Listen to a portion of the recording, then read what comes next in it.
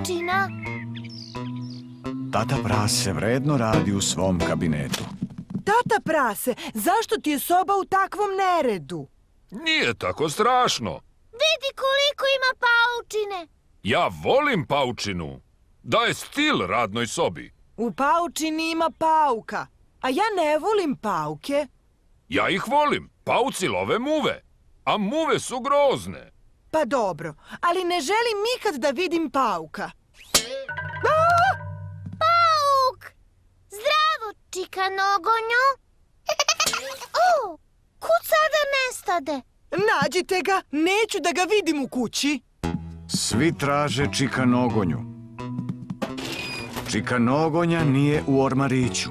O, Čika Nogonja nije ispod stolice.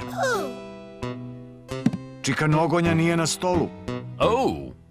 Pitam se kuda je Čika Nogonja otišao. Zvuči kao da ga je mama našla. ne boj se, čika nogonje, mama. Sklonite ga! Dobro, sada ćemo da odnesemo Čika Nogonju u baštu. Sad Čika Nogonja ima celu baštu samo za sebe. Pa, čika nogonjo.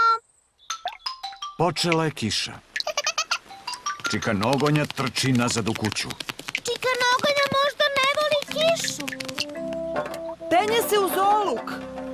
Mali slatki pauk penje se uz oluk, ali je kiša pala, pauka je sprala, ali toplo sunce osušilo je sve. Otišao je pauk, vidite već gde.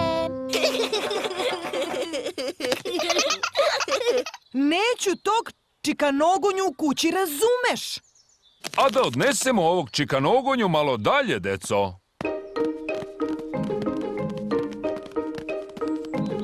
Evo nas, živećeš ovde na drvetu. Šta on tu radi? Plete mrežu, Pepa. Pauci žive u mreži i koriste je da love muve. O, baš vredno radi. Da, nije lako isplesti mrežu. Zato ne treba da mu je pokvariš. Kad se to desi, on mora da počne iz početka. Dobro, tata.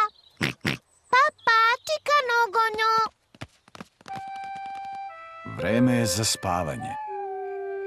Baš volim što je čika nogonja napravio mrežu. A sutra će da napravi još jednu. Stvarno? Da, Čika Nogonja svakog dana plete novu mrežu. A gde će ta nova da bude, tata? Ne znam. Vidjet ćemo sutra. Laku noć. Laku noć. Sljedećeg jutra. Tata Prase se sprema za posao. Ne smem da zakasnim. Imam važan sastanak u kancelariji. Tata, ti tako vredno radiš. Da, radim. Ali nekoliko i Čika Nogonja. Zdravo svima. Vidimo se uveče. Stani, tata. Šta je bilo? Ne možeš danas da voziš kola. Zašto ne? Vidi. Čika Nogonja je ispleo mrežu između kuće i automobila. Tata, juče si rekao da ne smemo da kvarimo paukovu mrežu. Jesam li? Jesi, tata Prase. Ako pomeriš auto, pokvarit ćeš mu mrežu. Ali kako da stignem na posao? Ne brini, tata. Pozajmit ću ti ja bicikl. Izvolim. Hvala ti, Pepa. Tata Prase vozi Pepin mali bicikl. Uživaj u vožnji. Hoću, Pepa. Zdravo. Zdravo. Tata Prase naporno radi. Skoro kao i Čika Nogonja.